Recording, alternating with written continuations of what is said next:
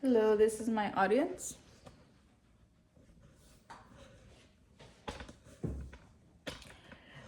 My name is Sherlyn Ochoa. My topic is about Nathaniel Cano, and I will be informing you guys about his upbringing and the many challenges he faced.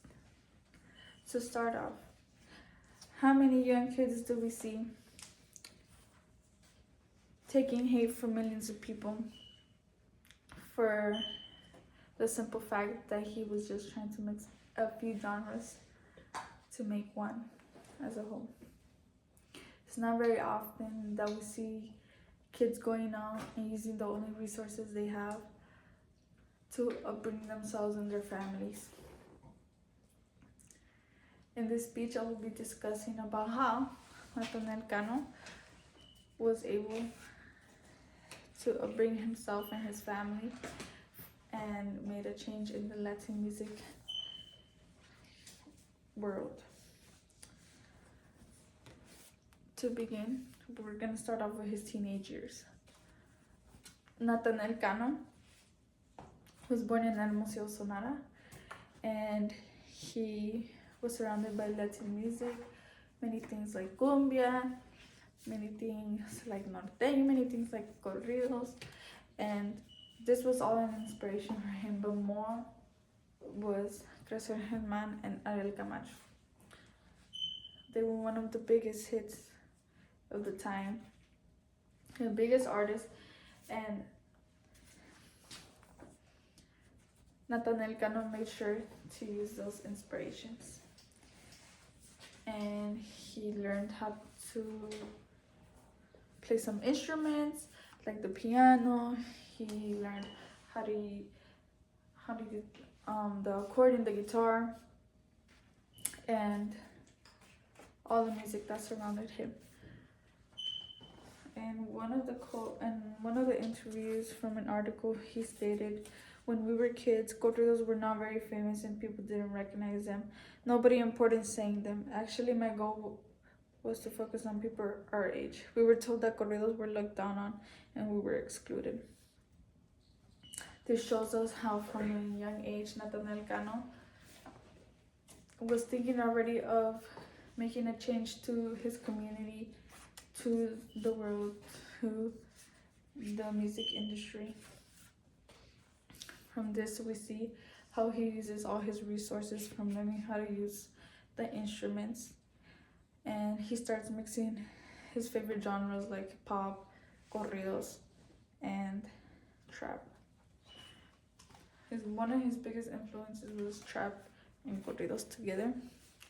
He wasn't really trying to deal with everything with pop, but he did make a few songs.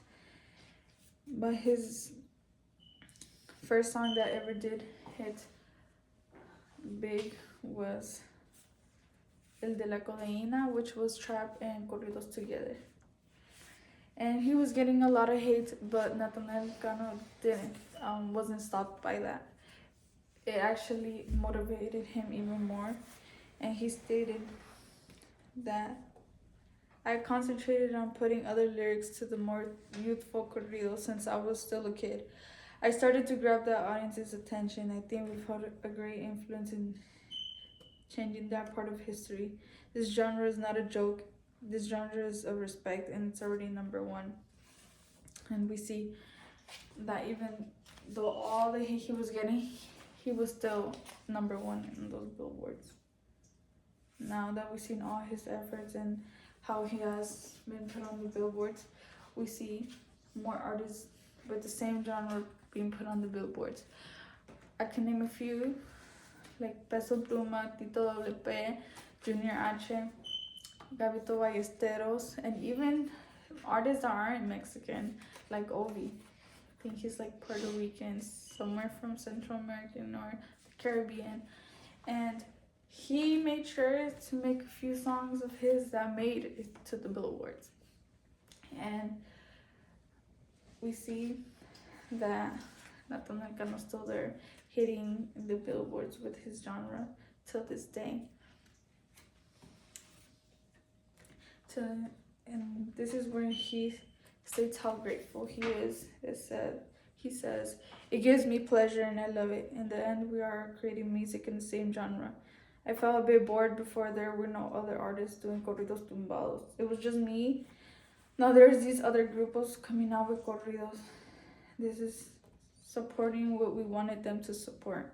We are grateful for everything, and he shows that all his hard work is out there." In conclusion, Nathaniel Cano did all this to better the music industry and help out others who are in confusion, and he made sure to lead a path. Nathaniel Cano has been good to the music industry, and he shows us that it is not easy, but with dedication and passion, you can create something big. And that's how Nathaniel Cano has made a difference. Thank you.